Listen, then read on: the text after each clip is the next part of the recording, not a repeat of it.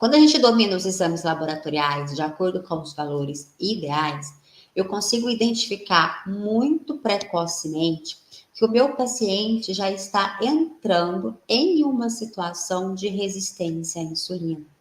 E quando eu percebo isso muito precocemente, ainda não é uma patologia, ou seja, o paciente ainda não possui diabetes.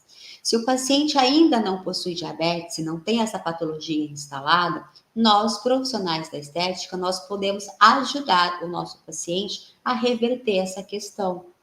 Nós podemos suplementar esse paciente, orientar esse paciente com hábitos, estilos de vida, para diminuir essa inflamação, consequentemente aumenta a sensibilidade da insulina e aí a glicose consegue entrar dentro da célula.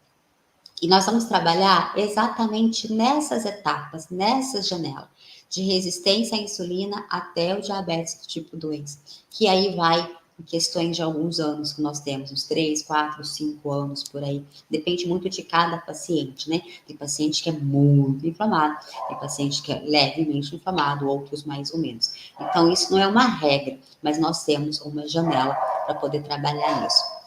Quando o paciente ele apresenta essa resistência à insulina, eu começo a ter, então, excesso de glicose na corrente sanguínea. A glicose na corrente sanguínea não nos serve para nada, ela apenas nos atrapalha. Essa glicose solta ali, ela começa a realizar uma ação de glicação. O que é isso? Quando eu tenho uma temperatura quentinha, gostosa, quando eu tenho uma proteína e quando eu tenho um açúcar que gruda naquela proteína. E isso é o processo de glicação.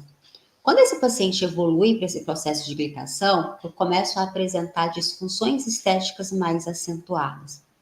Primeiro, as manchas, esse paciente evolui para todos os tipos de mancha, desde melasma a manchas de hiperpigmentação a um processo agudo. O paciente tem uma agressão, ele responde hiperpigmentando.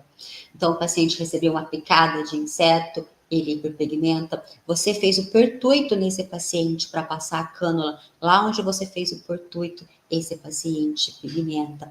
Você fez, por exemplo, um peeling, um microagulhamento, qualquer procedimento invasivo que gere um processo inflamatório nesse paciente, esse paciente responde hiperpigmentando. Outra questão importante é que nós temos no sangue uma molécula que é a hemoglobina. Essa hemoglobina, ela é a proteína do sangue. Então, a glicose, quando está ali em excesso na corrente sanguínea, o sangue é quentinho. A hemoglobina é uma proteína. A glicose está sobrando, ela começa a fazer o quê? A glicar essa proteína. Qual que é a desvantagem disso para nós? É essa molécula de hemoglobina que transporta o oxigênio para todos os órgãos e tecidos. Só que quando eu tenho uma hemoglobina que foi glicada, essa hemoglobina ela perde a capacidade de transportar o oxigênio. Você vai dosar lá os exames do seu paciente, você vai ver que o seu paciente possui hemoglobina. Às vezes ele possui até uma quantidade ideal de hemoglobina. E você pensa assim, não, então está oxigenando bem. Só que essa hemoglobina, ela pode estar glicada.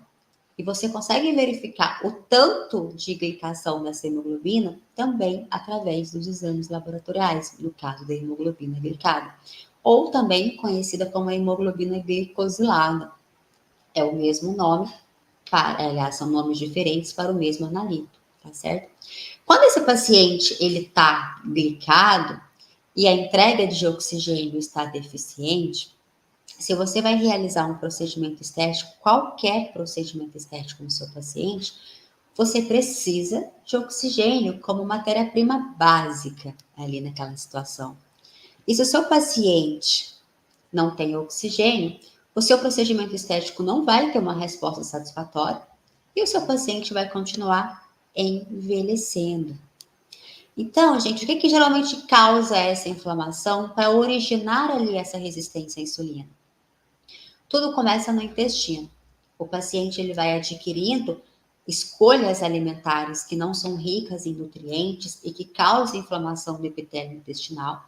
Essa inflamação a nível de epitélio intestinal, ela vai se desacerbar por todo o corpo causando aí uma inflamação crônica. Lembrando que a inflamação crônica, ela é silenciosa, ela não tem sinais de agudo. Então, por isso que ela passa desapercebida. E ela vai fazendo esse estrago. Quanto maior a resistência, desculpa, quanto maior a inflamação, quanto maior o prazo que esse corpo está inflamado, quanto maior o tempo que esse corpo está recebendo comandos para desenvolver essa inflamação, mais o paciente apresenta disfunções estéticas, mais esse paciente fica mais inflamado e essa inflamação vai desenvolvendo para várias outras patologias. Inclusive, o que leva o nosso corpo a vir a óbito é a inflamação crônica. Inflama tanto o nosso corpo que vai comprometendo o sistema, a bioquímica, os órgãos e tecidos, as funções dos tecidos e órgãos, que ele leva ele ao colapso. Então, por esse motivo, que a gente verifica muito, é assim, o paciente, nossa, o paciente estava ótimo, de repente morreu, morte súbita. Na verdade, ele teve uma morte súbita, né? Porque a morte, assim, acabou, morreu, não tem como reviver. Mas ele já estava morrendo há pelo menos uns 10, 15 anos atrás, por causa da inflamação crônica. E esse paciente, antes dele evoluir para essa morte súbita, antes dele evoluir para um diabetes do tipo 1, do tipo 2, esse paciente apresentou várias disfunções estéticas. Primeiro, ele começou a ter a mancha como uma resposta de hiperpigmentação. Por quê? Porque um corpo inflamado, ele tende a manchar. A mancha é um sinal. Todas as disfunções estéticas, elas são sinalizadoras de que algo não está bem. Mas a mancha, ela é mais perceptível, a mancha incomoda mais, né? Então, é uma forma do corpo gritar, olha para mim, eu não tinha isso, agora eu tenho. Então, é uma forma. Essas manchas escuras, elas aparecem muito nas dobras, tipo assim, nas dobrinhas do pescoço, nas articulações, porque é onde tem atrito. Então, se gera atrito, gera inflamação. Lembra que eu comentei com vocês agora há pouco que quando a gente dá um estímulo no paciente que gera um processo inflamatório, esses pacientes com resistência à insulina, pacientes que já estão glicados, eles tendem a responder hiperpigmentando.